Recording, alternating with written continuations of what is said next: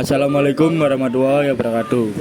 Kami dari kelompok 4 yang beranggotakan saya Reza Nika Pratama dan rekan saya yang bernama akan mempresentasikan tentang melakukan riset pemasaran dan meramal permintaan. Anggota. Definisi pemasaran.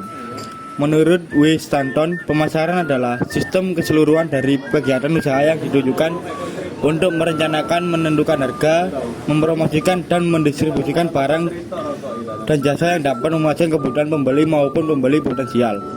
Menurut Philip Kotler dan Armstrong, pemasaran adalah sebagai suatu proses sosial dan manajerial yang membuat individu dan kelompok memperoleh apa yang mereka butuhkan dan inginkan lewat penciptaan dan pertukaran timbal balik produk dan nilai dengan orang lain.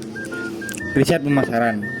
Menurut Malhotra, riset pemasaran adalah identifikasi, pengumpulan, analisis, dan penyebarluasan informasi secara sistematis dan objektif dengan tujuan untuk membantu manajemen dalam pengambilan keputusan berkaitan dengan identifikasi dan pemecahan masalah dan peluang dalam bidang pemasaran. Pasar dan konsumen merupakan dua hal yang memiliki kemiripan, di mana keduanya menjadi target dari perusahaan dalam pemasaran produk atau jasanya. Perusahaan sangat dituntut untuk mengetahui pasar dan konsumennya melalui alat dari pemasaran. Fungsi riset pemasaran. Evaluasi. Riset yang digunakan untuk mengevaluasi program-program pemasaran yang telah dilakukan sebelumnya. Yang kedua, understanding, pemahaman. Riset yang dilakukan untuk memahami perilaku konsumen.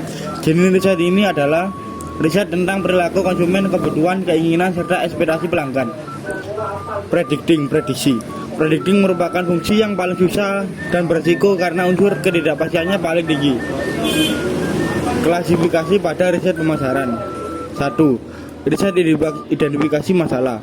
Riset ini dilakukan untuk membantu mengidentifikasi masalah yang mungkin muncul ke permukaan atau bakal terjadi di masa depan.